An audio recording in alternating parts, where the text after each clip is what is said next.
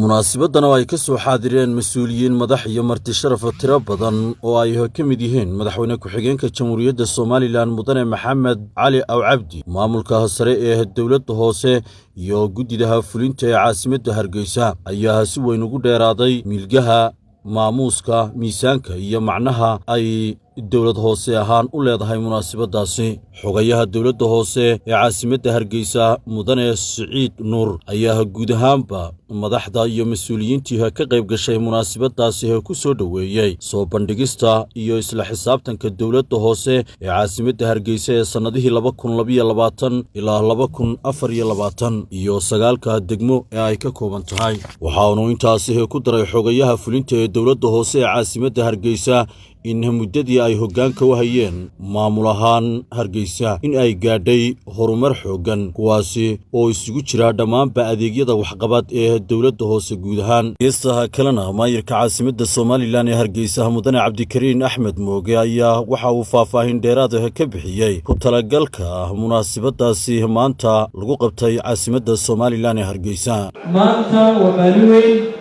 dawladda hoose Hargeysa sanad walba waxa caado ahayd in dadweynaheedu u soo bandhigto waxa u qarsooma sanadka iyo sanadkii hore marka kulankeena maanta iyo xafladeena maanta waa caado hore loogu soo socday sanad walba bisha labaad bisha saddexaad inta koowaad barnaamijka marka sanadkan maanta waanu soo qadinay oo waxaanu ka dhignay sanadka bishii koowaad waa sanad cusub iyo dawlad cusub ilaahay hadii dadweynaha Hargeysa waxaan leeyahay 45 milyan baa halkaa lagu soo bandhigay 45 milyan sanadkiina markii aan strategic plan koowaad aan sameynay waxaan u baahnay 50 milyan beeriya ilaa ku gaashay 45 milyan oo soo ku shaqeynay iyo 50 milyan sanadkii ay u baahnay haddii ay 50 milyan helo sanad le dawladda hoose Hargeysa waxqabad ballaaran bulshada loo wargaarsiinayo warbixintan ama bandhigani wuxuu daba socdaa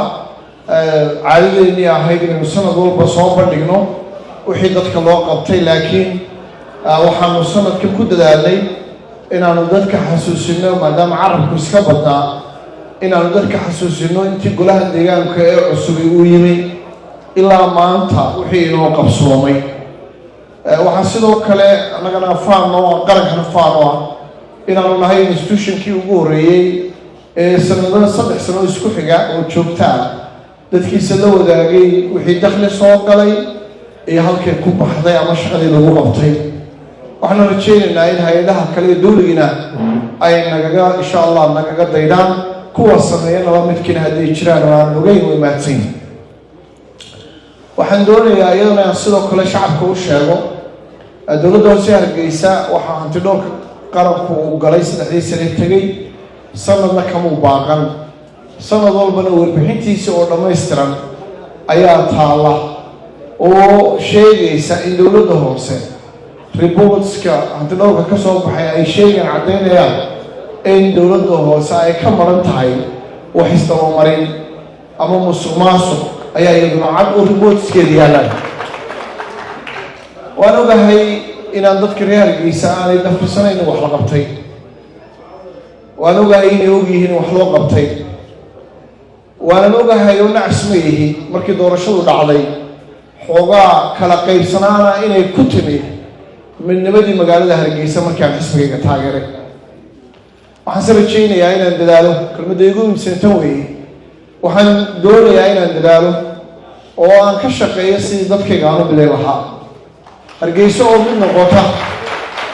ayaa ka weyn kursiga ku fadhiyo kolay kursigaygana ku tahay midnimada Hargeysa waa ka shaqeynayaa